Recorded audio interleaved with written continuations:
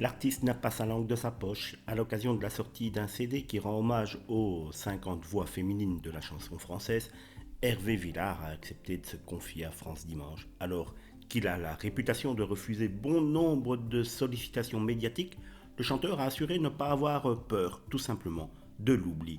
C'est un choix et une liberté. Je n'irai pas sur les plateaux de télé si je n'ai pas quelque chose d'intéressant à dire ou à proposer.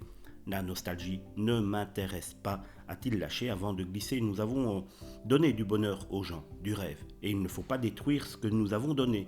J'ai fait mon métier d'artiste avec exigence et passion, et du mieux que j'ai pu, je veux que le public garde cette image-là de moi. Il n'y a que demain qui m'intéresse.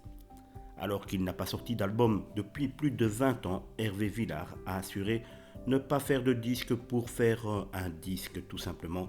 S'il n'a pas fait de scène depuis longtemps, le chanteur s'est remis avec beaucoup d'espoir par contre au travail. J'écris avec des jeunes auteurs. Nous sommes uniquement à l'ébauche. Seule la création ancrée dans notre époque m'intéresse. On ne chante pas à 75 ans comme quand on en a 25. Rabâcher les chansons qui ont fait vibrer nos jeunesses, c'est être en décalage avec la vie, ou alors ça veut dire que je n'aurais rien absorbé et que je ne me serais intéressé qu'à mon nombril et je ne ferai pas de reprise de mes succès ou des duos comme on me l'a proposé régulièrement, continue-t-il de dire aux journalistes. C'est simplement se foutre de la gueule du public, ce côté marchand. Enfin, le chanteur a ajouté « Je ne vendrai pas mon âme au diable, ni en télé, ni en musique ». Après avoir assuré que les maisons de disques étaient aux mains des industriels, le chanteur a étrillé la télévision.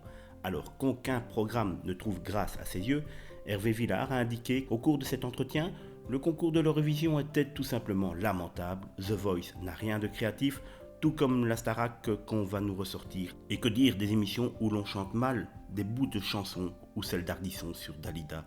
Le service public devrait soutenir la création plutôt que de faire chanter les morts. Voilà une sortie médiatique, une fois de plus, cash de la part d'Hervé Villard.